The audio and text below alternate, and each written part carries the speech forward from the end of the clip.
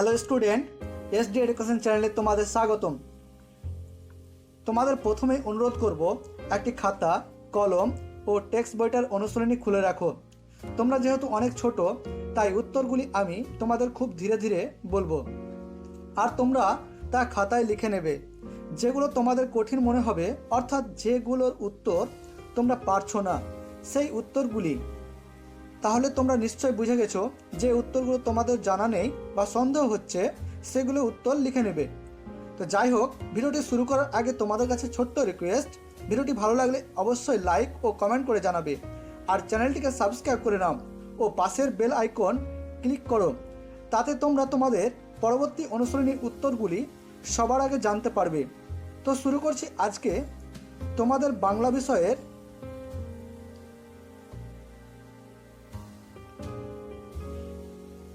ভর দুপুরে কবিতার যে গুরুত্বপূর্ণ কোশ্চেনগুলো তোমাদের পরীক্ষায় আসতে পারে, সেই কোশ্চেনগুলো নিয়ে আলোচনা করব।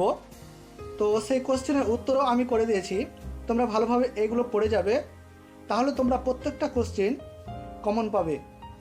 তো যাই হোক, প্রথমে দেখো ক দাগে সঠিক উত্তরটি নির্বাচন করো বা সঠিক উত্তরটি নির্বাচন করে লিখো।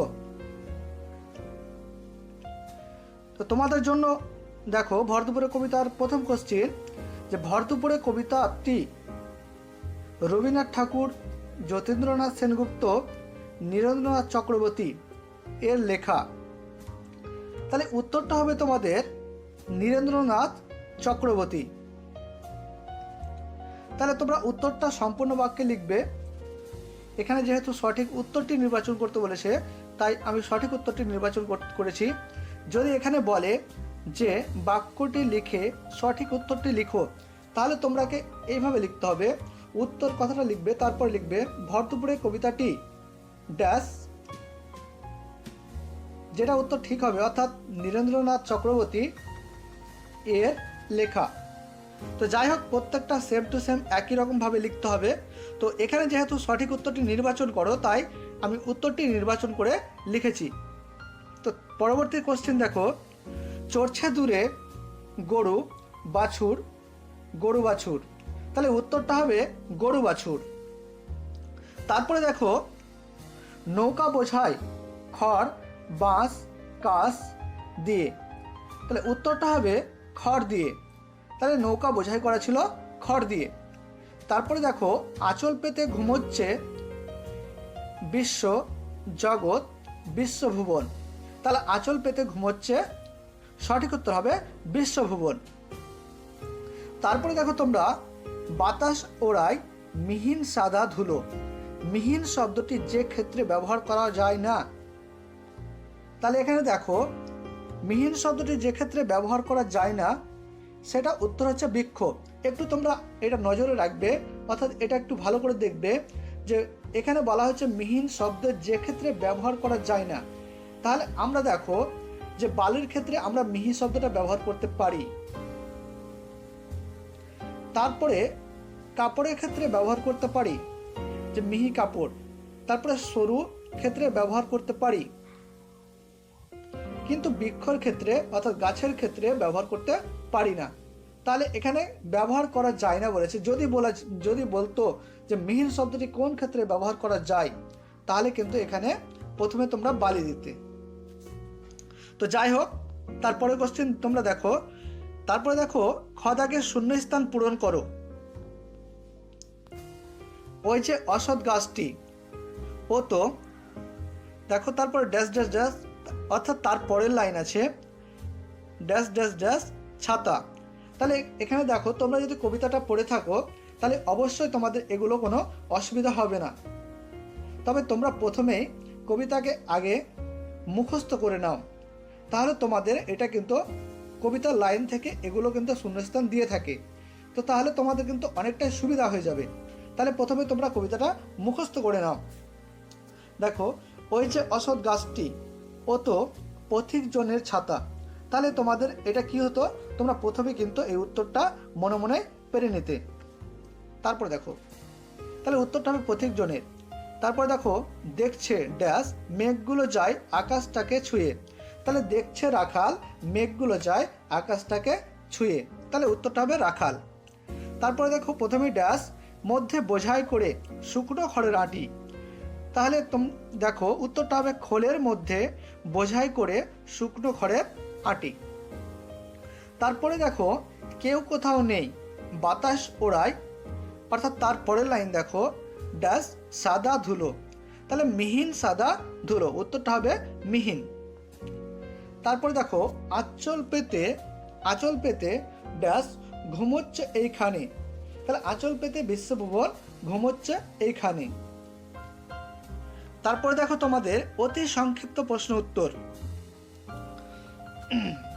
কাকে পথিকজনের ছাতা বলা হয়েছে?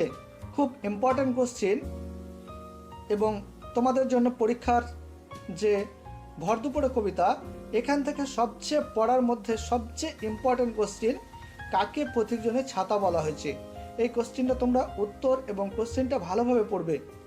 তাহলে অসৎ গাছকে পথিকজনের ছাতা বলা হয়েছে। তারপর দেখো গাছের তলায় আদর করে কি পাতা রয়েছে? উত্তর দেখো গাছের তলায় আদর করে ঘাসের গালচেখানি পাতা রয়েছে। তারপরে দেখো মেঘগুলো কাকে ছুঁয়ে যায়? উত্তর দেখো মেঘগুলো আকাশটাকে ছুঁয়ে যায়। তারপর দেখো কিসের খোলের মধ্যে কি বোঝাই করা থাকে? উত্তর দেখো নৌকোর খোলের মধ্যে শুকনো খড়ের আঁটি বোঝাই করা থাকে। তারপরে দেখো নদীর ঘাটে কি বাঁধা আছে? দেখো নদীর ঘাটে একটা বড় নৌকা বাঁধা আছে। বাতাস কি ওড়ায়? বাতাস মিহিন সাদা ধুলো ওড়ায়। তারপর দেখো ভর দুপুরের লোকগুলো কি করছে? ভর দুপুরের লোকগুলো যে যার ঘরে বা নিজের ঘরে ঘুমোচ্ছে, তাহলে ভর দুপুরের লোকগুলো যে যার ঘরে বা নিজের ঘরে ঘুমোচ্ছে। তোমরা যে কোনো একটাও দিতে পারো। কেউ যদি দেয় যে ভর দুপুরের লোকগুলো যে যার ঘরে ঘুমোচ্ছে, আবার কেউ যদি দেয় ভর দুপুরের লোকগুলো নিজের ঘরে ঘুমোচ্ছে, তবুও কিন্তু হবে। তারপর দেখো বিশ্বভুবন কি করছে? বিশ্বভুবন আঁচল পেতে ঘুমোচ্ছে। তারপরে দেখো দুটি বা তিনটি বাক্যে উত্তর দাও। দেখো তোমাদের আমি একটু আগেই বললাম যে এই কোশ্চেনটা খুব ইম্পর্টেন্ট তোমাদের পরীক্ষার জন্য। অসৎ গাছকে পথিকজনের ছাতা বলা হয়েছে কেন? উত্তর দেখো গ্রীষ্মের দুপুরে অসৎ গাছ তার অজস্র শাখা পোশাকাকে ছাতার মতো বিস্তৃত করে ক্লান্ত পথিককে ছায়া দান করে, তাই অসৎ গাছকে পথিকজনের ছাতা বলা হয়েছে। আবার কেউ যদি লিখে যে অসৎ গাছটি পথিকজনকে ছাতার মতো ছায়া দান করেছিল এবং রোদের হাত থেকে বাঁচিয়েছিল, তাই অসৎ গাছটিকে পথিকজনের ছাতা বলা হয়, তবুও কিন্তু হবে। তারপরে দেখো নদীর ধারের কোন দৃশ্য কবিতায় ফুটে উঠেছে? তাহলে দেখো নদীর ধারে বাঁধা রয়েছে শুকনো খড়ের আঁটি, বোঝাই আর কাদের একটা বড় নৌকা বাঁধা রয়েছে। কবিতায় নদীর ধারের এই দৃশ্যটি ফুটে উঠেছে। আবার বলছি দেখো উত্তরটা, নদীর ধারে বাঁধা রয়েছে শুকনো খড়ের আঁটি, বোঝাই আর কাদের একটা বড় নৌকা বাঁধা রয়েছে। কবিতায় নদীর ধারের এই দৃশ্যটি ফুটে উঠেছে। তারপরে দেখো রাখাল কোথায় শুয়ে কি দেখছে? তার গরু বাছুরগুলো কোথায় চড়ছে? দেখো রাখাল অসৎ গাছের তলায় শুয়ে আকাশে মেঘ উড়ে যেতে দেখেছিল। তারপরে দেখো তার গরু বাছুরগুলো দূরে চড়ছিল, তাহলে তার গরু বাছুরগুলো অর্থাৎ রাখালের গরু বাছুরগুলো দূরে চড়ছিল। তারপর দেখো মানুষ ছাড়া আর কার ঘুমানোর কথা কবিতায় আছে? সে কোথায় ঘুমোচ্ছে? মানুষ, উত্তর দেখো মানুষ ছাড়া বিশ্বভুবনের ঘুমানোর কথা ভর দুপুরে কবিতায় আছে। একটু মিস্টেক হয়েছে, এটা কবিতা নয়, এটা কবিতাই হবে, 29টা যুক্ত করে দেবে তোমরা।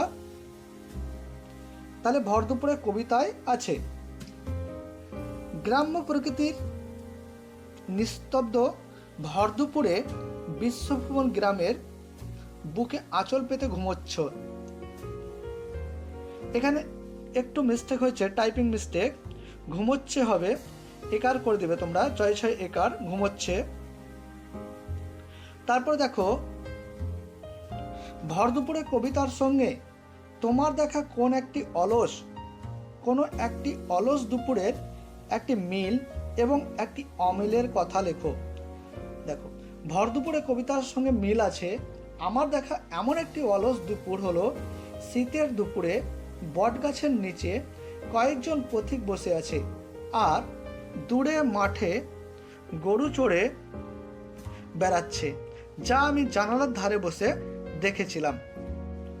আবার বলছি, রিপিট করছি, দেখো উত্তরটা, ভর দুপুরে কবিতার সঙ্গে মিল আছে, আমার দেখা এমন একটি অলস দুপুর হলো শীতের দুপুরে বটগাছের নিচে কয়েকজন পথিক বসে আছে আর দূরে মাঠের গরু চড়ে বেড়াচ্ছে, যা আমি জানালার ধারে বসে দেখেছিলাম। এবার অমিল দেখো, অমিল আছে এমন একটি অলস দুপুর হলো মেঘে আচ্ছন্ন দুপুর, তারপর হঠাৎ তীব্র গতিতে অঝরে বৃষ্টি নামলো, চারিদিক শুনশান।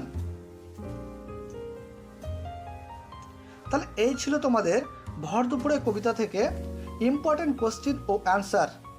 তো যাই হোক, ভিডিওটি সম্পূর্ণ দেখার জন্য তোমাকে ধন্যবাদ। আর আবারও বলছি শেষে, তোমরা তোমাদের প্রিয় চ্যানেলটিকে সাবস্ক্রাইব করে রাখো আর এই রকম তোমাদের অনুশ্রেণী বা ইম্পর্টেন্ট কোশ্চিনগুলোর উত্তর পেতে থাকো। তো যাই হোক, তোমাদের সুবিধার জন্য আমি একটা কাজ করে দিয়েছি, সেটা হলো তোমাদের জন্য আমি ভিডিও শেষে PDF ফাইল বানিয়ে দিয়েছি, যাতে তোমাদের অনেক সুবিধা হবে। তো তোমরা সেখান থেকে ডাউনলোড করে নাও।